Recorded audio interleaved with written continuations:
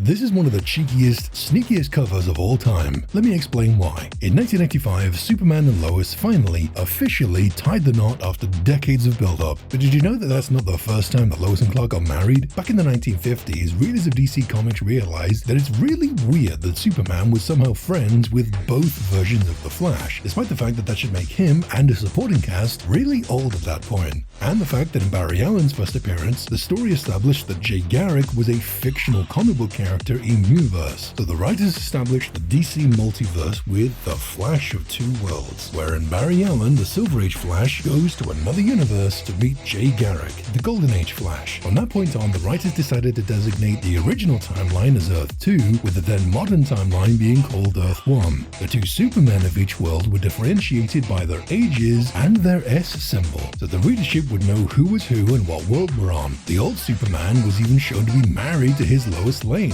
On that topic, we now reach Action Comics number 484, Superman Takes a Wife. This cover is incredibly sneaky, as it shows a young Superman and completely covers up his chest symbol so you can't tell which Superman this is. In fact, I know that this tricked some readers back in the day, because one of them recently posted about that fact. To be fair, you can see the Daily Star in the background here, that being the name of Earth 2 Superman's newspaper as opposed to the Daily Planet. So it's not that they were completely lying to you, but the overall cover was definitely trying to trick the audience into thinking that they were finally going to resolve the long-standing will they won't they with Lois and Clark. As for the story itself, Superman gets amnesia, forgets that he has powers, lives completely as Clark Kent, and Lois falls hopelessly in love with him now that Superman has disappeared. After the two marry, Lois finds out that Clark was in fact Superman the whole time, realizes that he has amnesia and that the world needs him. So she reminds him of who he once was, and in celebration, Clark decides to hold a Kryptonian-style ceremony, and the two marry a second time as Lois and Kal-El, with the two of them accepting both sides of Superman's identity. It's a genuinely sweet issue, and I like it a lot. Check it out if you ever have the chance. But that still doesn't change the fact that